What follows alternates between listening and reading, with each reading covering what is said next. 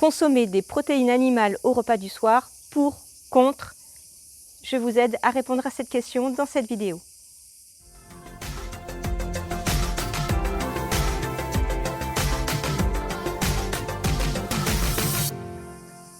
Changer son alimentation pour une alimentation saine et équilibrée n'est pas toujours simple, et notamment la question des protéines au repas du soir est une question qui peut faire polémique.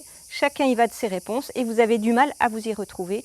Je vous donne dans cette vidéo quelques éléments de réponse pour que vous puissiez faire le choix qui est adapté à votre situation personnelle.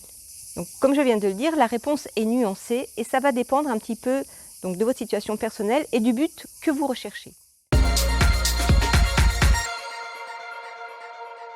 Si vous voulez perdre du poids, je vous déconseille vraiment de consommer des protéines animales au repas du soir. Pourquoi?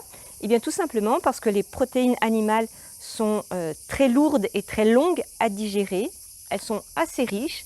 Donc vous allez vous coucher quand leur digestion ne sera pas terminée et que va faire votre corps? Il va stocker. Et quand on veut perdre du poids, le stockage est notre ennemi. Il faut absolument l'éviter.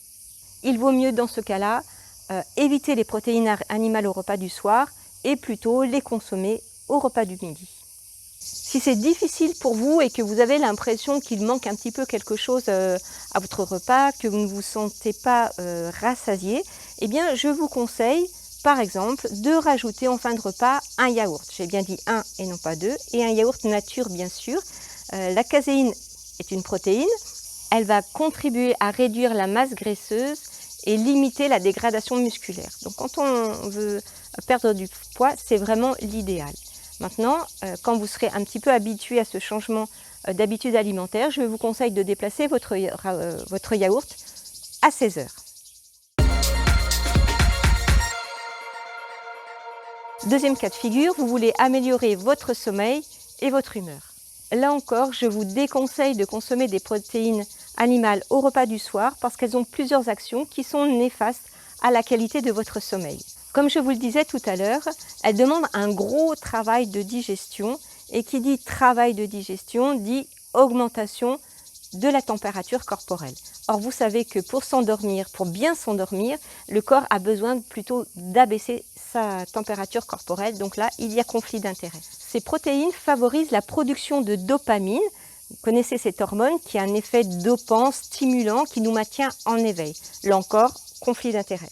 Troisièmement, les protéines animales sont riches en protéines branchées, les fameux BCAA. Si vous êtes sportif, vous en avez forcément entendu parler. Ces fameux BCAA entrent en conflit avec le tryptophane.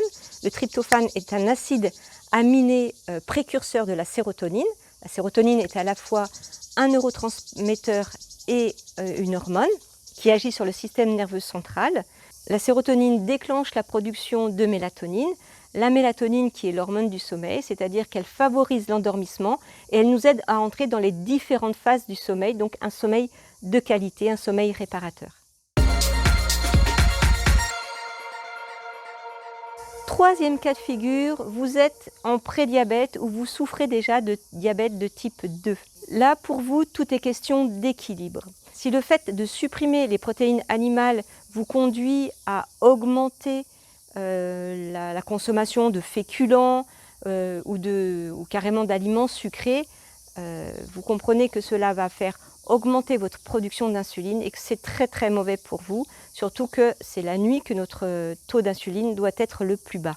Pour vous, le but est vraiment de diminuer la charge glycémique de votre repas du soir. Donc choisissez des aliments à IG bas.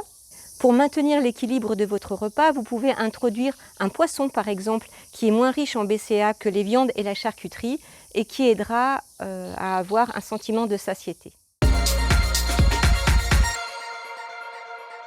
Alors en conclusion, manger des protéines le soir pour, contre, vous l'avez compris, c'est plutôt contre. Quelle que soit votre problématique, il vaut mieux supprimer les protéines animales le soir. Dans l'article associé à cette vidéo, je vous ai donné pour chaque cas de figure un menu type qui peut vous aider à vous lancer et à améliorer votre alimentation.